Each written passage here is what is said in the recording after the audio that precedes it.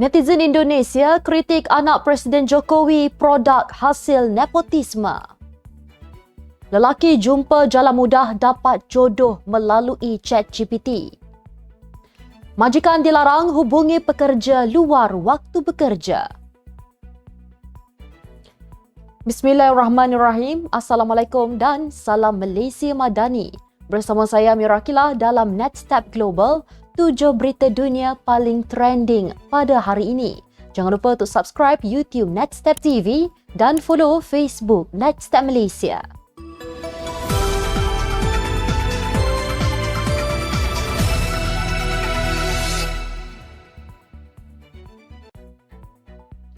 Rollercoaster dinaiki di Disneyland Hong Kong tiba-tiba berhenti berfungsi menyebabkan 12 individu terperangkap, kata pasukan polis yang bergegas ke lokasi terbabit. Pasukan polis dan bomba mendapat laporan kejadian itu pada jam 3.16 petang waktu tempatan selepas permainan di taman tema itu, Disney Hyperspace Mountain, berhenti berfungsi. Walau bagaimanapun, jurucakap polis berkata tiada kecederaan dilaporkan atau asap maupun kebakaran di tempat kejadian. Katanya lagi, kesemua penumpang permainan itu dikeluarkan dalam masa sejam. Kira-kira 40 anggota bomba dikerahkan ke Disneyland yang terletak berhampiran lapangan terbang antarabangsa Hong Kong. Disney memaklumkan kelewatan penumpang masuk ke roller coaster terbabit menghalang kereta api berlepas seperti yang dijadualkan. Dijangka lebih 650,000 anggota tentera, separa tentera dan polis dikerahkan untuk menjaga keselamatan semasa jutaan rakyat Pakistan keluar mengundi. Penipuan pilihan raya dan pemenjaraan pemimpin popular Imran Khan menyebabkan kempen pemilihan Pakistan kali ini dicemari keganasan yang meragut puluhan nyawa. Bagaimanapun, mereka yang akan keluar mengundi daripada 128 juta pengundi yang layak dijangka rendah kali ini. Parti Liga Muslim Pakistan Nawaz dijangka memenangi kerusi terbanyak selepas pengasasnya Nawaz Sharif, 74 tahun, didakwa memperoleh restu Jeneral Tentera. Semalam, sekurang-kurangnya 28 orang terbunuh dan lebih 30 cedera dalam dua letupan bom di luar pejabat calon di barat daya Pakistan. Pilihan raya Presiden Indonesia kini dilihat semakin mencampai ke kemuncak pada 24 Februari 2024. Bagaimanapun, gelagat salah seorang calon naib presiden ketika acara debat menimbulkan perasaan kurang senang dalam kalangan pengguna media sosial di Indonesia. Dalam satu pusingan debat yang berlangsung pada 21 Januari lalu, anak kepada Presiden Indonesia, Joko Widodo ataupun Jokowi, iaitu Gibran Rakabuming Raka, dikritik oleh rata-rata warganet ekoran sikapnya yang disifatkan agak sombong.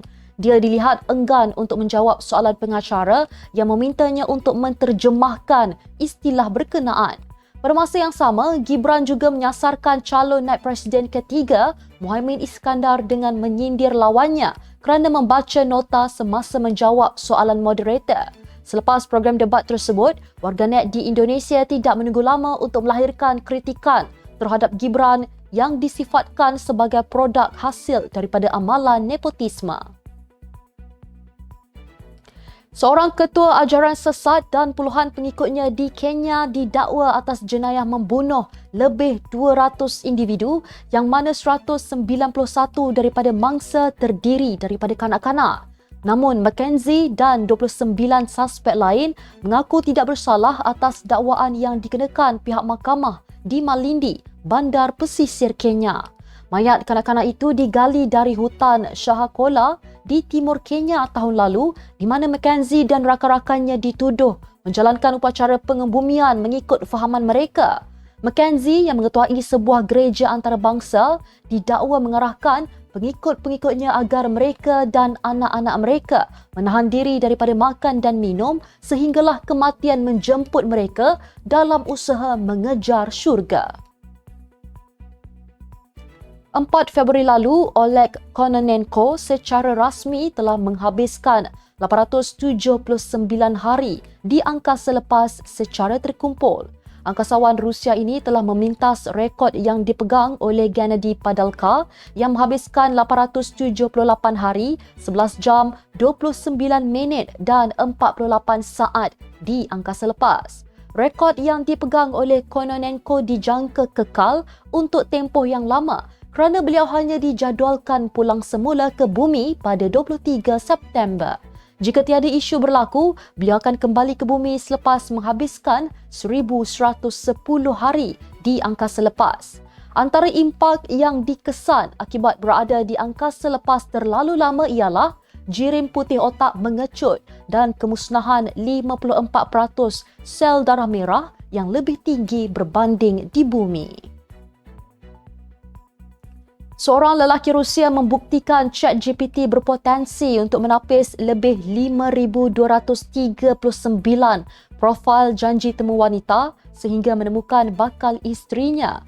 Alexander Zadan, 23 tahun, menggunakan teknologi kecerdasan buatan AI itu selepas kecewa dengan aplikasi janji temu popular.